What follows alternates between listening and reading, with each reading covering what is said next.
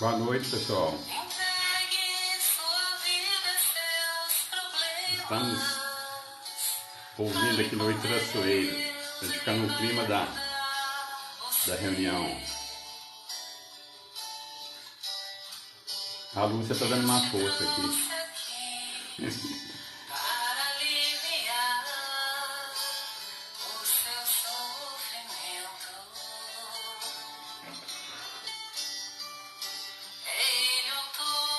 Só um minutinho, nós já vamos começar.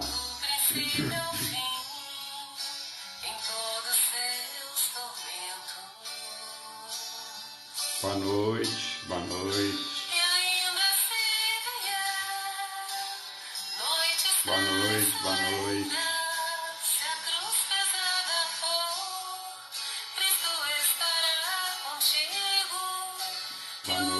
Boa noite, pessoal, boa noite.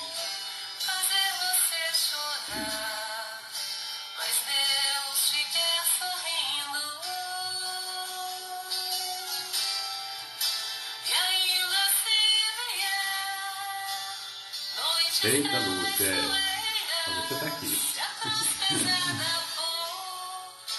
A Lúcia tá vendo a música.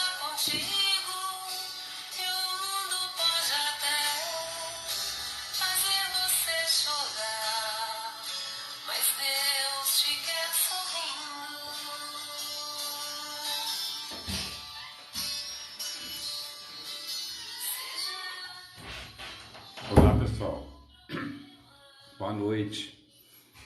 Tudo em paz? Estamos aqui mais uma vez para a gente falar um pouco do Evangelho, matar um pouco a saudade, né?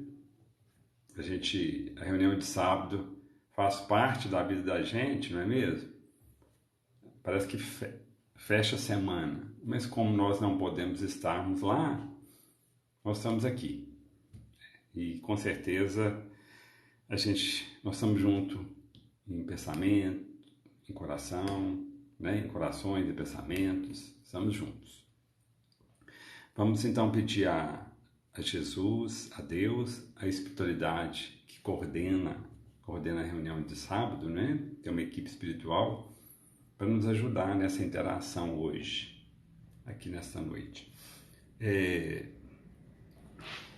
A gente queria fazer um comentário, é o seguinte, porque nós comentamos no sábado passado sobre aquela moça que estava prestes a suicidar e que a mãe veio em socorro, o André Luiz, o Silas, né? Nós comentamos, e alguém teve uma dúvida em relação a esse desligamento do espírito do corpo. Então nós vamos comentar rapidinho, porque alguém mais pode ter dúvidas, né? Nós que somos espíritas temos um pouco de esclarecimento em relação a isso. É claro que não é um esclarecimento total, mas temos um pouco de esclarecimento. Porque o que nós aprendemos?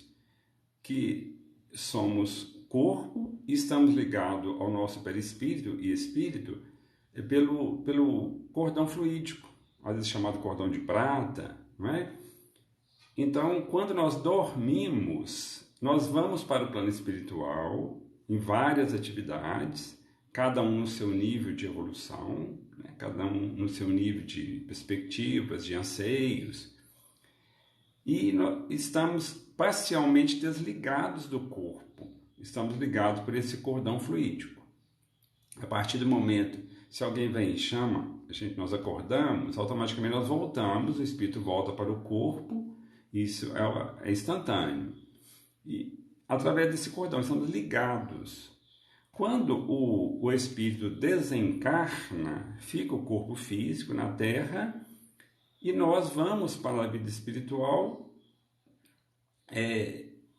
com o nosso perispírito. Então desliga os laços. Um livro muito importante para nós entendermos esse processo chama-se Obreiros da Vida Eterna. Explica com detalhes a desencarnação de 4 espíritos, com detalhes. Então mostra esse rompimento desses laços que liga o espírito ao corpo físico. Muito interessante. Então, essa pessoa fez essa pergunta porque a Marina, ela é desligada parcialmente do corpo físico e encontra com a avó que está desencarnada. Então, está sem corpo físico, ela está desencarnada. A Marina está encarnada. Ela encontra com a avó desencarnada. Não é? Só para a gente explicar isso aí, porque às vezes alguém pode ter ficado em dúvida. Não é? E tem um detalhe interessante, gente, só para ilustrar essa questão desse cordão fluídico, dessa visão que nós temos, né? Quando o médium encarnado ele vê um espírito, não é? E quando o desencarnado vê um encarnado em desdobramento. É muito interessante. Só um detalhe. O André Luiz, ele está... Isso que nós vamos só ilustrar para depois a gente começar a falar do assunto de hoje, tá bom, gente? O André Luiz, ele está no nosso lar. Aí o que ele diz? Poucos minutos antes da meia-noite, Narcisa permitiu minha ida ao grande portão das câmaras. Os samaritanos deviam estar nas vizinhanças. Era imprescindível observar-lhes a volta, para tomar providências. São espíritos, os samaritanos são espíritos que estão indo nas regiões umbralinas buscar espíritos que já estão no momento de serem resgatados. E o André Luiz vai lá para observar. E é muito interessante, gente. O momento é muito interessante que o André Luiz vai passar. Ele diz o seguinte: instantes depois, divisei ao longe 2 vultos enormes que me impressionaram vivamente. Pareciam 2 homens de substância indefinível, semiluminosa. Dos pés e dos braços pendiam filamentos estranhos, e da cabeça como se escapava um longo fio de singulares proporções. Tive a impressão de identificar 2 autênticos fantasmas. Não suportei. Cabelos eriçados, voltei apressadamente ao interior. Inquieto, amedrontado, expus a Narcisa a ocorrência, notando que ela mal continha o riso. O André Luiz assustou com 2 encarnados que estavam em tarefas. Não é? Olha que interessante. A maioria de nós, se nós enxergarmos o espírito aparecer para a gente, né? Muitos saem correndo, fica com medo, não é? O André Luiz saiu correndo também porque ele viu 2 encarnados, ele não entendeu o que era. Então, esse cordão fluídico e tal. Então, é só para ilustrar, gente, essa dúvida que essa pessoa colocou para a gente em relação a esse desdobramento parcial e o desdobramento total, o desligamento total quando nós desencarnamos. Então, quando nós estamos encarnados, nós desligamos do corpo físico, mas estamos ligados por esse cordão de prata, né, esse cordão fluídico, e voltamos automaticamente a qualquer momento para o corpo físico. Então, é só para esclarecer mesmo essa dúvida, tá? Que alguém colocou para a gente durante essa semana. A gente queria colocar um detalhe importantíssimo neste momento, que hoje, 18 de abril de 2020, estamos fazendo exatamente 163 anos de doutrina espírita. É um marco importante, muito importante. 18 de 4 de 1857, Kardec estava lançando o Livro dos Espíritos em Paris. Era o ponto inicial da doutrina espírita. Então, o Canuto de Abreu, ele narra que eram 23 horas e Kardec, após aquela cerimônia de lançamento do Livro dos Espíritos, o Kardec vai para o seu gabinete e escreve num caderno de recordações. Ele escreve que tinha vendido e doado mais de 100 livros. E aquele momento, para ele, né, era muito importante. E ele diz o seguinte: quero um grão de vida nova. E se ele florescesse, brotasse em um coração, já valia a pena, valeu a pena. E o Kardec deve estar muito feliz, né? 163 anos de doutrina espírita, e como a doutrina espírita está espalhando, né? Nos corações, nas mentes, está espalhando pelo mundo todo, principalmente no Brasil. Então acreditamos hoje que Kardec deve estar muito feliz, né, com essa expansão da doutrina, desses conceitos tão elevados que nós recebemos dos espíritos.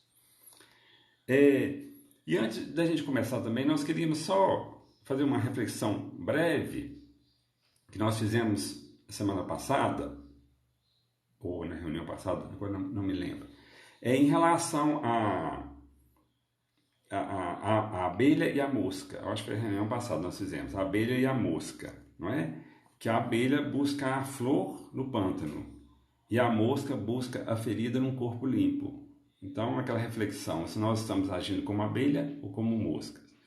Então, tem uma reflexão de hoje, nós queremos começar,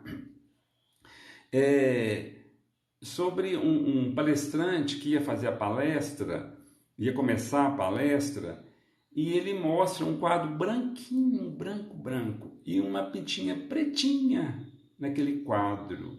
E ele pergunta para as pessoas: o que vocês estão vendo? Todos disseram: nós estamos vendo uma pintinha preta. E ele começa a reflexão dele daquela noite dizendo como que nós agimos assim, né, em relação aos nossos relacionamentos, em relação à nossa vida. Nós passamos a fixar os pontos negros das pessoas e os pontos negros das situações da vida. É muito sério isso aí, porque ver o mal, enxergar, às vezes a gente enxerga, né? Às vezes precisamos até de enxergar.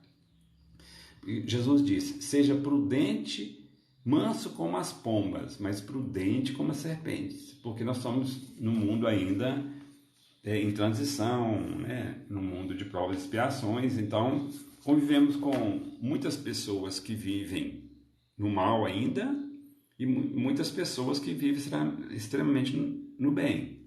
Então nós precisamos ter vigilância, observar, mas não fixar. É isso que a gente aprende, não é? A gente não fixar nos pontos negros das pessoas, nas falhas das pessoas, né? Na situação difícil, né? Coletivamente, o mundo em geral, para nós vivermos com mais harmonia interior. Então, quando a gente acorda pela manhã e começa a ver defeito nas pessoas, ver defeito no mundo, tudo difícil, é porque nós não estamos bem interiormente. Porque quando a gente acorda pela manhã e acha o céu bonito, as flores bonitas, nós enxergamos as pessoas mais bonitas, é porque nós estamos bem interiormente. Então nós enxergamos lá fora o que está dentro da gente. Então os espíritos alertam muito, muito, muito, e essa reflexão é interessante. Nós enxergarmos o todo, né? Procurarmos enxergarmos as coisas boas, porque quantos relacionamentos vão por água abaixo, quando esse relacionamento deteriora, né, se desfaz. Por quê? Porque as duas pessoas ou mais pessoas envolvidas fixaram apenas nos pontos negros, apenas no lado negativo. E aí fica muito difícil de um relacionamento dar certo. Qualquer relacionamento fica muito difícil, fica quase impossível se nós ficarmos fixando só nos erros, nas falhas das pessoas. É quase impossível os relacionamentos darem certo, não é? Então, é uma reflexão para a gente começar, tá? Nós queríamos hoje fazer uma reflexão sobre, no Evangelho, né? Sobre uma passagem de Jesus, é o cego de Jericó. Muito interessante. O Chico Xavier, gente, ele disse que ele passou a entender o Evangelho de Jesus a partir do momento que ele entendeu a doutrina espírita, que ele conheceu a doutrina espírita. Porque fica muito difícil de nós entendermos realmente o Evangelho se nós não tivermos a consciência e a certeza dos princípios que a doutrina nos traz, principalmente a evolução, que estamos num processo de evolução contínuo, que já vivemos milhares, de anos, várias e várias existências já vivemos, já somos criaturas com milhões e milhões de anos, a partir da criação divina, e vamos chegar à perfeição. Então, essa certeza, esse processo de evolução, ele é fundamental para que a gente entenda a nossa vida e entendamos o Evangelho. E também, principalmente, a reencarnação. Porque se nós não entendemos a reencarnação, fica muito difícil de nós entendermos o próprio Evangelho, não é? Então a gente entende o Evangelho com muito mais racionalidade, com muito mais clareza, a partir do momento que a gente entende a reencarnação, que a gente entende esse princípio da evolução, que nós estamos em processo de evolução, fica muito mais fácil nós entendermos o Evangelho. Então o próprio Chico Xavier disse que a partir do momento que ele conheceu a doutrina, ele passou a compreender, a entender o Evangelho. Olha só, o Chico Xavier dizendo isso. Então nós estamos lendo essa passagem, o cego de Jericó, e nós vamos perceber a grandeza dos ensinamentos de Jesus e como cada frase, cada palavra realmente traz um ensinamento profundo para a gente, entendendo a doutrina, que fica muito mais fácil. A gente entender essas colocações que Jesus fez e os evangelistas escreveram, que fica muito mais fácil. Vamos fazer uma leitura aqui, a passagem é rápida, olha só. Dirigem-se a Jericó. Saindo de Jericó, ele, os seus discípulos e uma considerável turba, Bartimeu, o filho de Timeu, cego pedinte, estava sentado à beira do caminho.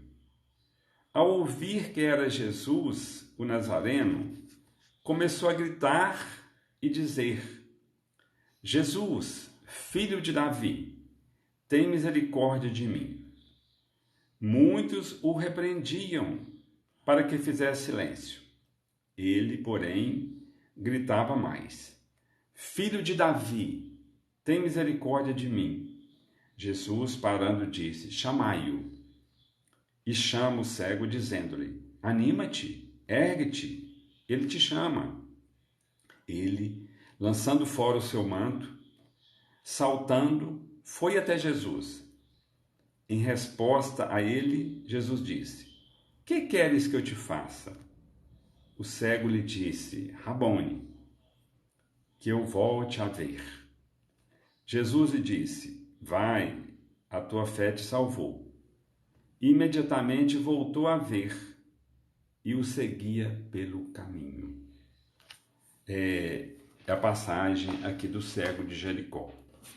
Jesus estava saindo com discípulos, uma quantidade grande de pessoas, e esse cego, um pedinte, está ali à beira do caminho e grita por Jesus.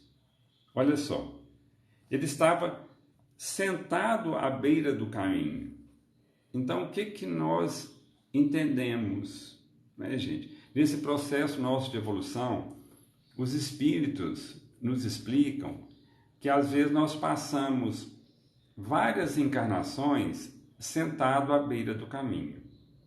Nós passamos várias encarnações voltados ainda muito para a área primitiva nossa, voltado muito para o eu, para o egoísmo, voltado de uma forma muito egoística para nós. É um processo, porque está vendo como é fácil a gente entender o Evangelho se nós entendermos os princípios da doutrina?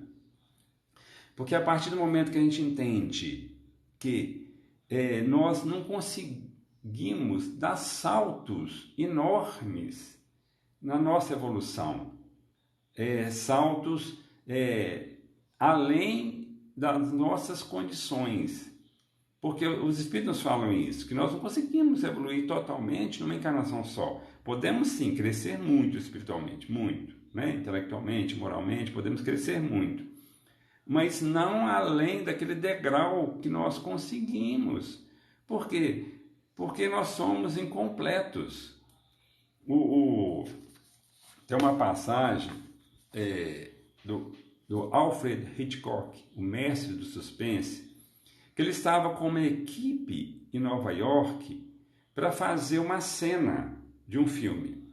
Ele queria fazer uma cena, o mestre do suspense, né? Ele queria fazer uma cena de suspense no claro e escuro, a hora que o sol estava escondendo. Ele foi com uma equipe enorme, gastou valores enormes, com técnicos profissionais, né, da área ali, artistas.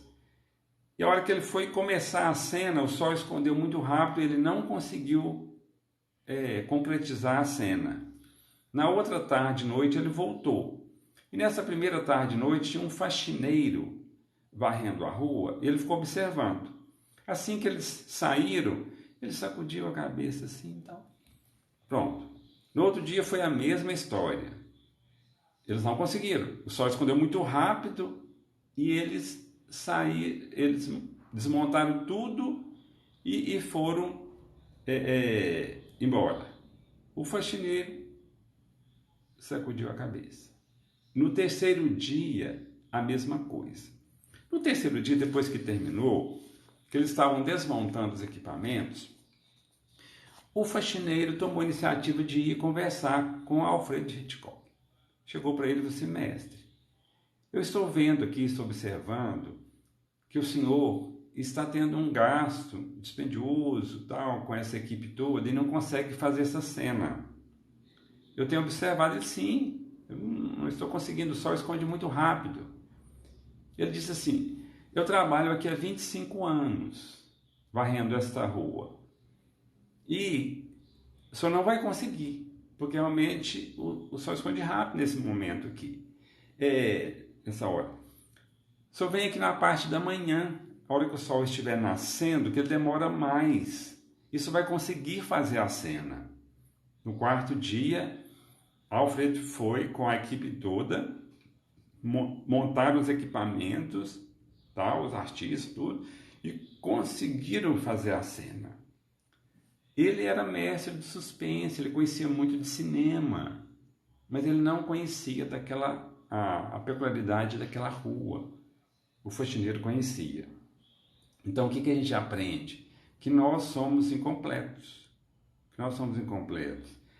Que em cada encarnação nós vamos aprendendo determinadas áreas, determinados ensinamentos, determinadas experiências. Então, tem determinadas experiências que nós não estamos preparados para passar. Então, é só daqui 2, 3 encarnações que nós vamos passar. Então, a gente não consegue, nós não conseguimos, né? Então, quando a gente, né, chega num ponto, acha que nós sabemos tudo, que nós dominamos tudo, nós estamos na ilusão.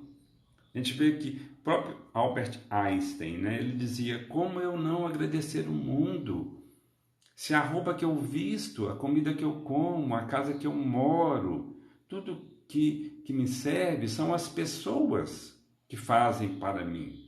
É claro que a gente compra todo um processo, né? Mas são as pessoas. Então, nós somos incompletos, nós somos interdependentes. Então, nós estamos realmente nesse processo de evolução. Então, muitas vezes, nós viemos na Terra e não fazemos aquilo que deveríamos fazer. É isto que a gente aprende constantemente com os Espíritos. Eles nos alertam. Nós estamos na Terra e fazemos aquilo que nós precisamos fazer. Não precisa fazer milagre, não precisamos fazer milagre. Precisamos fazer aquilo que foi confiado, que muitas vezes nós pedimos. Algumas vezes, quando o Espírito tem uma condição melhor, ele pede. Quando não tem, é determinado. Então, tem casos que o Espírito reencarna e ele não tem oportunidade de pedir alguma coisa. Tudo é coordenado pela espiritualidade maior, porque ele não tem condições ainda de pedir. Ou às vezes ele teve a oportunidade e desperdiçou. Mas uma grande parte tem condições de pedir. Então muitas vezes nós pedimos para passar por determinadas provas, determinadas situações, nós pedimos. Então, poucos chegam lá completistas. O André Luiz usa esse termo, completistas. Poucos chegam. Uma grande parte chega, às vezes, cumpriu uma determinada parte daquilo que foi prometido, mas não consegue cumprir tudo. Então, é esta situação de nós não ficarmos, essa colocação do Evangelho, sentado à beira do caminho. O pedinte, ele estava sentado à beira do caminho, estava pedindo, não é? Então, quantas vezes nós passamos uma encarnação, às vezes, na ociosidade e esses pedintes espirituais. Passamos a ser pedintes espirituais, não é? A gente pede, né? Tem um caso de uma pessoa que era ocioso e não queria saber de tomar posição para melhorar, para mudar. Queria as coisas de mãos beijadas. Ele participava de uma reunião mediúnica. E um dia na reunião ele pedindo. E o mentor disse assim: olha, você tem um tesouro enterrado no seu quintal.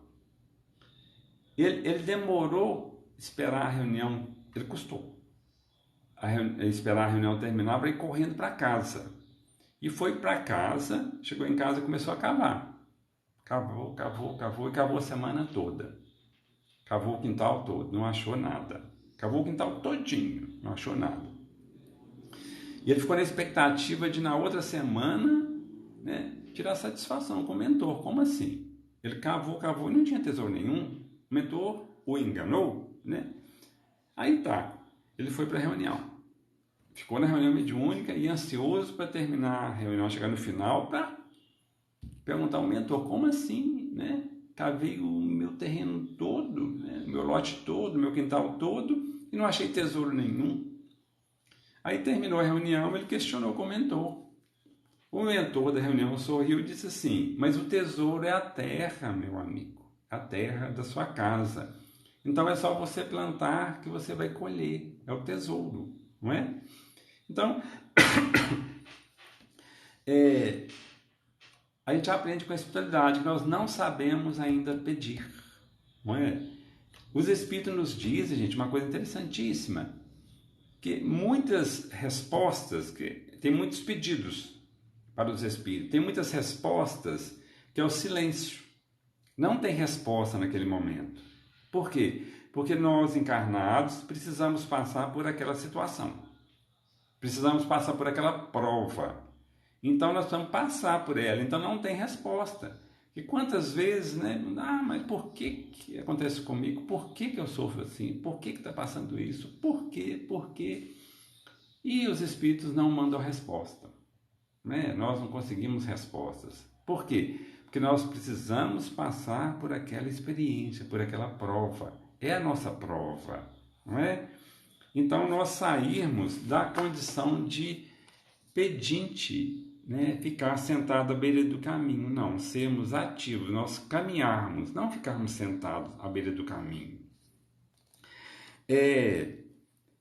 Quando Jesus está passando, ele começa a gritar, porque ele sabia que era Jesus. Ele era cego, ele sabia, mas sabia que era Jesus. Então ele começa a gritar: Jesus, filho de Davi, tem misericórdia de mim.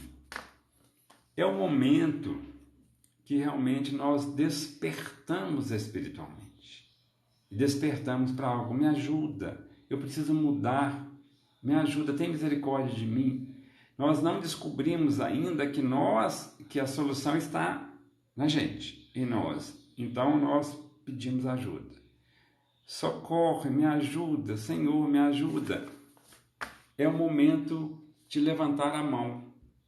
Nós comentamos isso aqui e vale a pena a gente comentar novamente. Na palestra do Ricardo Baesso, um médico de Juiz de Fora, ele diz o seguinte: se nós chegarmos numa praça e tiver ali 80 mendigos e um mendigo levantar a mão pedindo, a probabilidade de nós ajudarmos aquele mendigo, ela é muito maior, porque ele levantou a mão.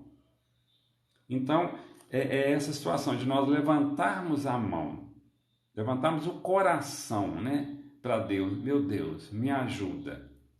Eu já não consigo mais viver dessa maneira, não é?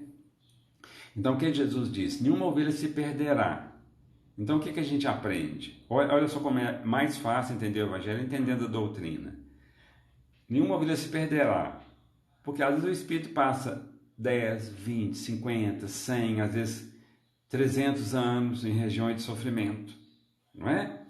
Nós aprendemos no mundo maior do Camilo e do Pedro. Um assassinou o outro. Tinha 20 anos que eles estavam em sofrimento, um obsidiando o outro, numa simbiose ali terrível, né? Durante 20 anos.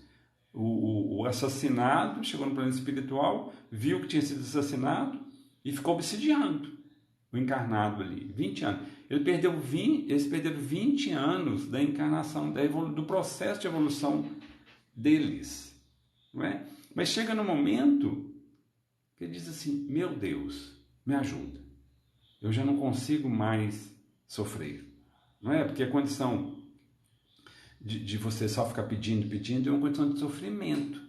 Então, meu Deus, eu não consigo mais sofrer. Não é? O caso clássico do André Luiz, ele passa 8 anos no umbral, sofrendo, questionando, coração batendo. Peraí, coração está batendo, estou respirando. Mas eu lembro dos últimos momentos no hospital, então eu morri. Mas não morri, o coração está batendo. Ele ficou nesse conflito 8 anos, questionando. No momento que ele falou assim: tem que existir um ser superior, tem que existir algo, né? Porque a ciência e a razão não trouxeram respostas para ele. Então tem que existir algo, tem que existir algo superior. A hora que ele abre o coração dele, ele vê o Clarencio. O Clarencio havia passado, os mentores haviam passado ali várias vezes, mas ele não via. Ele não via. A partir do momento que ele abre o coração, ele consegue ver o Clarencio. Então é o pedir, é o que o cego faz. Ele está pedindo. Naquele momento, ele diz: Jesus, filho de Davi, tem misericórdia de mim. Agora, acontece um detalhe que é interessante. Assim que ele começa a gritar, muitos o repreendiam para que fizesse silêncio. Isso acontece, né, gente? Acontece no nosso processo de evolução. Quem está no mesmo nível não quer que o outro sobe. Isso em todos os sentidos, muitas vezes, quando o espírito é mais inferior, não é? Então nós temos que observar a pessoa que cresce mais e querer crescer com ela, mas não tentar puxar o tapete dela, derrubá-la, não é? Conta-se que uma cobra perseguiu o vagalume, e o dia inteiro ela perseguindo o vagalume voando e a cobra atrás dele. No terceiro dia, o vagalume voando e a cobra atrás. No segundo dia. No terceiro dia, o vagalume voando e a cobra voando e a cobra atrás. Chegou o um momento que a cobra parou e disse, o vagalume parou e disse assim: cobra, eu desisto, você vai me engolir. Mas antes eu queria te fazer algumas perguntas. Eu pertenço à sua cadeia alimentar? A cobra: não. Eu te fiz algum mal? A cobra: não. Cobra, e por que você quer me engolir? A cobra disse assim: eu não consigo ver você brilhar. Olha só. Muitas vezes nós agimos assim, né, gente? Nós não evoluímos e não queremos que o outro também evolua, não é? Às vezes o outro começa a despontar em qualquer área e quer puxar o tapete da pessoa. Para quê? Para que ela ficar no mesmo nível nosso. Já que eu não consigo ir mais para frente, eu puxo o tapete dele para ele ficar na minha situação. É uma posição doentia, patológica nossa. não é? Nós temos que deixar que todo mundo cresça, todo mundo busque seus caminhos e nos moldar naqueles que estão na frente, não é? O que acontecia com essa turba aqui, com o pessoal?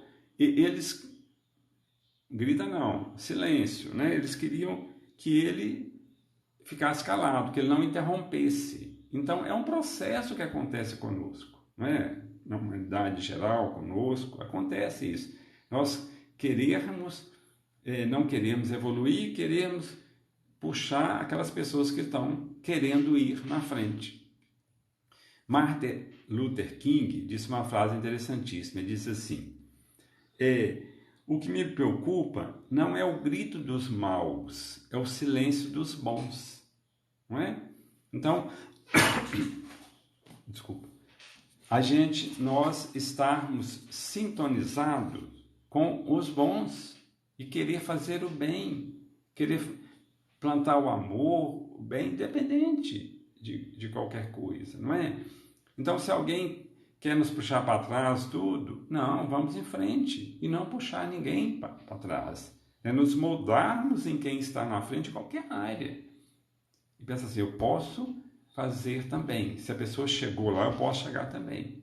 É como nós olharmos no Chico Xavier, né? Ele chegou lá, nós podemos chegar também. Pode demorar aí 1000 anos, 2000 anos, sei lá quanto tempo, mas podemos chegar. Então é um esforço para começar, não é? Aí na passagem fala assim, porém ele gritava mais.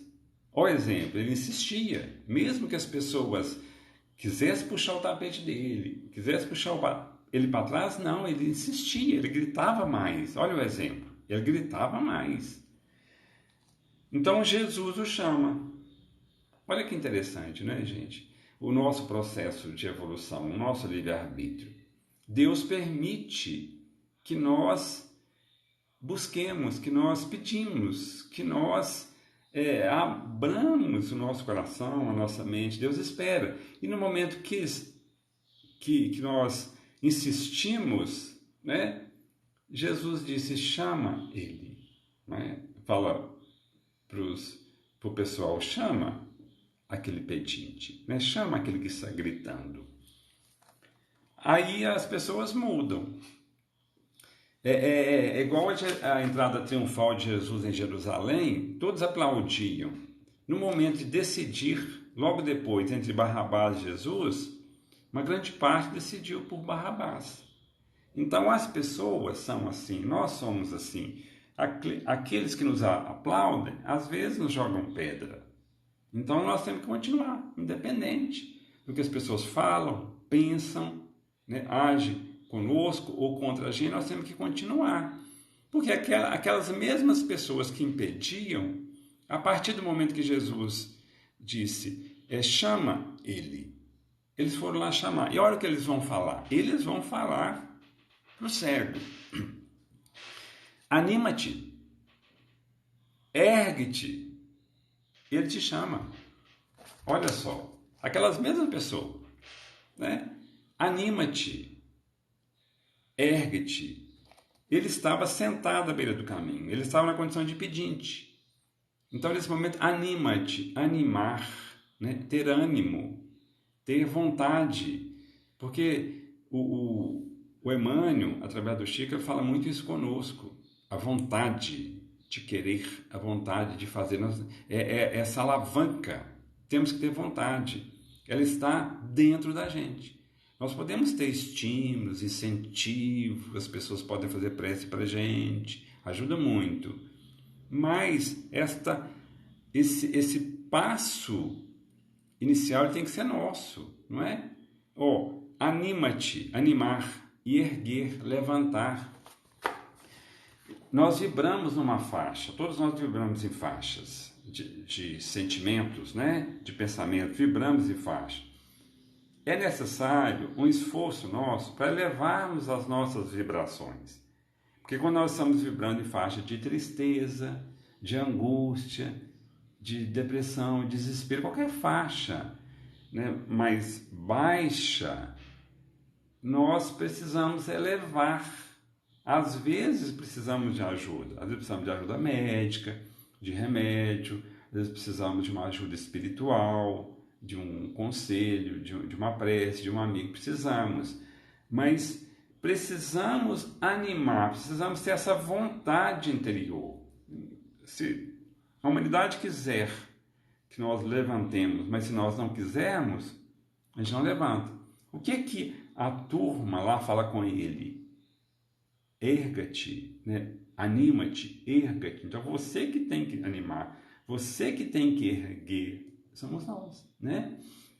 Somos nós que temos que erguer. Então, Jesus ele está passando ali. Se o cego não faz isso, ele perdeu a oportunidade. Ele não perdeu a oportunidade. A oportunidade passou, ele agarrou a oportunidade. Ele gritou, e ele levantou, não é?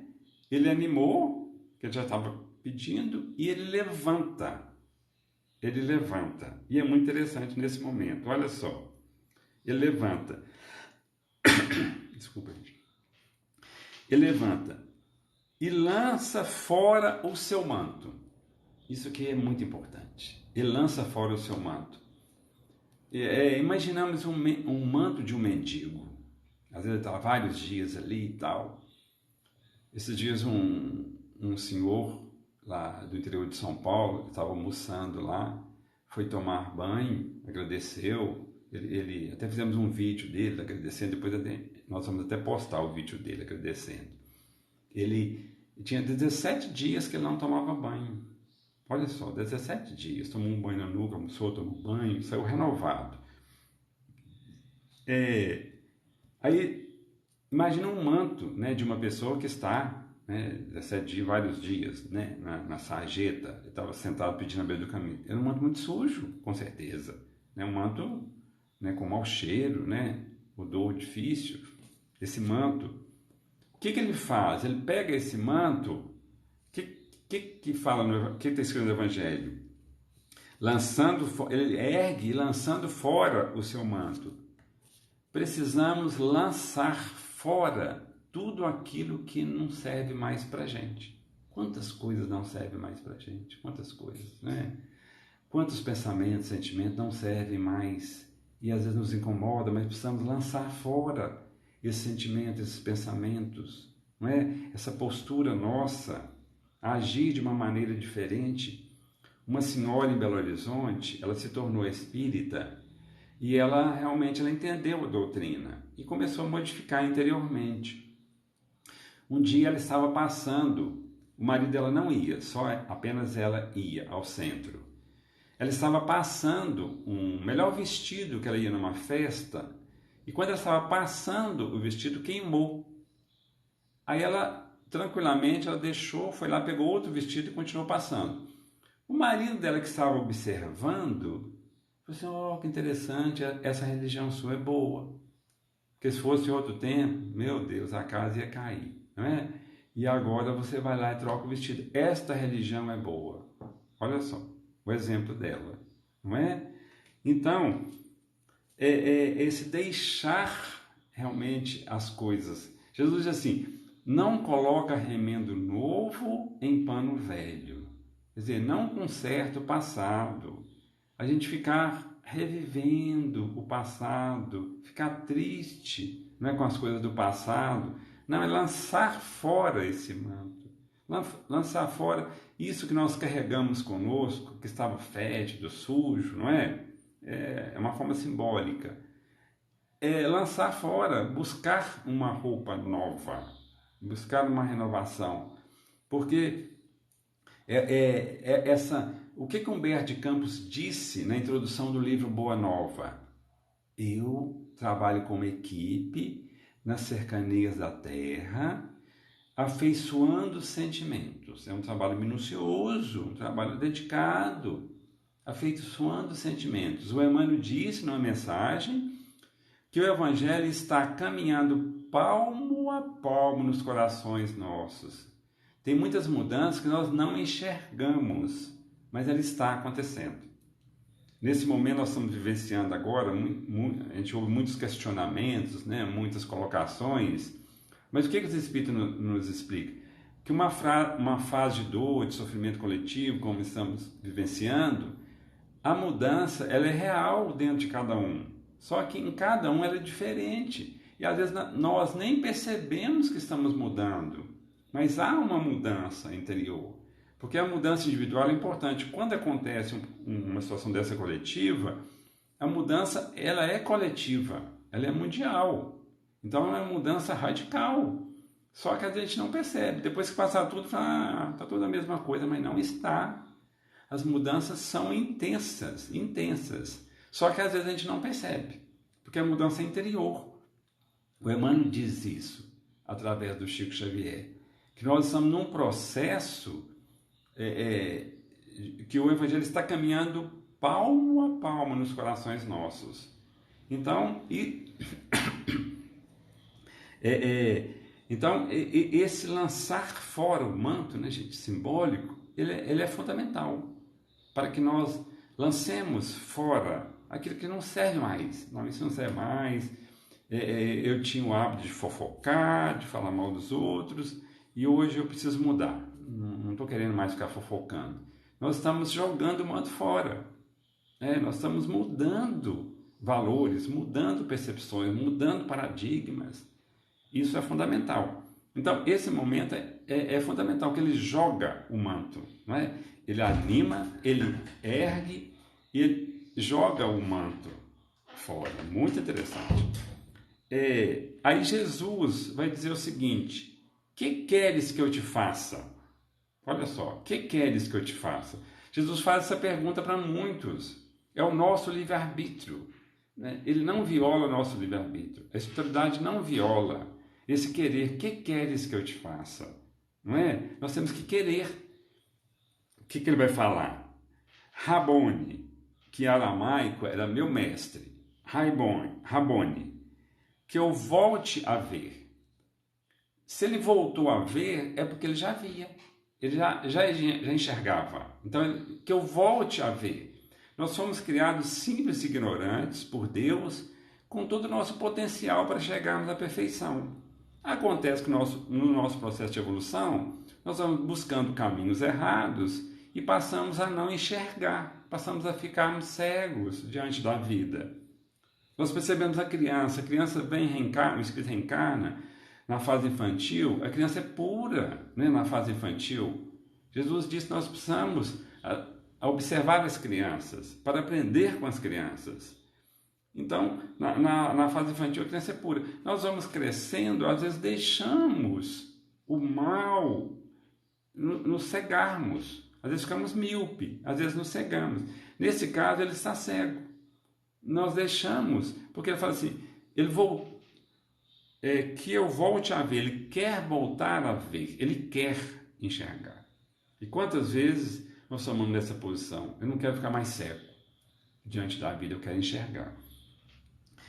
Aí o que Jesus? Jesus cura aquele cego, o Bartimeu, ele cura ele, e diz assim: vai, a tua fé te salvou. Olha só, o mestre Jesus, o governador espiritual do planeta, ele não dizia, né, eu curei você. Não, a tua fé te salvou. Às vezes a pessoa passa por várias situações, chega lá no núcleo e às vezes quer uma cura. Né? Nós até, a reunião de quinta, nós mudamos, era a reunião de cura, nós passamos para a reunião de tratamento espiritual. Porque é um tratamento. Quem vai concretizar a cura é a própria pessoa, somos nós. Porque Jesus disse isso para o cego. A tua fé te salvou. Não fui eu que te salvei, foi a tua fé. Olha como a nossa fé é fundamental, é importante, não é? Aí, olha só, finalizando. Voltou a ver e o seguia pelo caminho. Então, a partir do momento que ele começou a enxergar, ele passou a seguir Jesus, não é? Saint-Exupéry, no Pequeno Príncipe, ele disse, só se vê bem com o coração. O essencial é invisível aos olhos. Esse enxergar além das aparências. Não é? Enxergar como Jesus enxergou Zaqueu, Maria de Madalena. Enxergou o Saulo, né? Saulo de Tarso. Jesus conseguir enxergar o coração. Então, para enxergar, nós temos que purificar a nossa alma. É um processo de milênios, né, gente? Milênios, não é de um momento para o outro. Porque quando Jesus disse assim, bem-aventurados que têm puro coração, porquanto verão a Deus. Bem-aventurado os que têm puro coração, porquanto verão a Deus. Então, nós só vamos conseguir ver Deus na medida que nós purificarmos o nosso coração. O que os Espíritos diz para Kardec na questão número 11? Será dado um dia ao homem compreender o mistério da divindade? A gente compreender Deus? Será um dia? Nós vamos conseguir? Quando seu espírito não estiver mais obscurecido pela matéria e pela sua perfeição, estiver próximo dele, então ele o verá e o compreenderá. Então um dia nós veremos e compreenderemos Deus, mas na medida que nós purifiquemos o nosso espírito. E qual que é o caminho para purificar o nosso espírito? Jesus falou no Evangelho, deixai vir a mim as criancinhas, observai as criancinhas, não é? O exemplo das crianças, a pureza das crianças, é um dos caminhos para a gente seguir, observar, não é? Então, na medida que nós vamos purificando o nosso espírito, nós vamos purificando a nossa alma, nós vamos conseguindo enxergar a beleza do mundo, enxergar Deus, enxergar a beleza das pessoas, não é? Enxergar o porquê de estarmos aqui vivendo, enxergar o valor da vida, é esse enxergar, não enxergar com os olhos físicos. Tem muito cego que enxerga mais do que vidente, tem muito vidente que enxerga menos do que cego, né? Então esse enxergar da alma. Então o que Jesus disse? Bem-aventurados têm puro o coração, porquanto verão a Deus. Esse realmente ver, né? Ver o mundo com olhos melhores, ver o mundo com olhos de amor. Então é um processo. A gente não desesperar, porque já vivemos, né, muito tempo, vivemos milhões e milhões de anos e temos a eternidade pela frente. O André Luiz disse para nós. Então não desesperar, mas esforçarmos, levantarmos, sairmos da beira do caminho e levantarmos, erguermos. Como eles disseram para o cego, anima-te, erga-te, e aí nós conseguiremos receber a cura, né, que sai de dentro para fora, de Jesus, de Deus, e conseguiremos enxergar o mundo de forma melhor. Gente, nós estamos então finalizando, né? Agradecemos muito essa participação, energia de todos, né? Estamos juntos, estamos separados fisicamente, mas juntos em sentimentos, e vamos continuar enquanto perdurar essa situação aí, nós vamos continuando com as quartas-feiras às 15 horas e no sábado às 19h30. Então, um bom final de semana, boa energia, boas vibrações para todos nós, né?